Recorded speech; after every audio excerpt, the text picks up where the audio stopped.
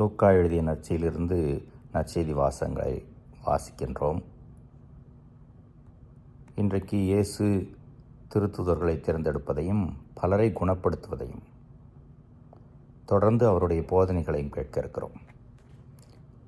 இயேசுனுடைய புதுமைகள் முதலிலே கவர்ந்து இழுத்து மக்களை அவரிடம் அழைத்து வருகிறது. குணம் பெற வேண்டும் என்று வருகிறார்கள், தொட முயற்சி செய்கிறார்கள், வேண்டுகிறார்கள், குணம் பெற்றுக்கொள்கிறார்கள். பிறகு அவருடைய போதனைகள் கடவுளுடைய அன்பை, இரக்கத்தை, குறிப்பாக லூக்கா நற்செய்தி குணப்படுத்துதலிலே இரக்கத்தையும் அன்பையும் மன்னிப்பையும் இயேசு கொண்டு வந்ததை தெளிவாக்குகிறார்.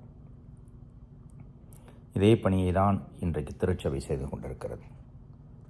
அங்கங்கே திருத்தலங்களிலும் திருப்பலியிலும் திருவருட்சாதனத்திலும் உடல் நலம் பெற்று கொண்டிருந்தாலும் ஆன்ம நலன், உள்ளார்ந்த மனமாற்றம் பலருக்கு புதுமையாக நிகழ்ந்து கொண்டே தான் இருக்கிறது. இதையெல்லாம் தாண்டி இயேசுனுடைய வழிமுறைகளை, நெறிகளை போதிக்க திருச்சபை பல்வேறு முயற்சிகள் எடுத்துக்கொண்டே தான் இருக்கிறது. நாமும் கேட்டுக்கொண்டே தான் இருக்கிறோம். போதனைகள் மாறவில்லை, இயேசு மாறவில்லை. நாம் மாறியிருந்தால் மாற்றம் பெற வேண்டும்.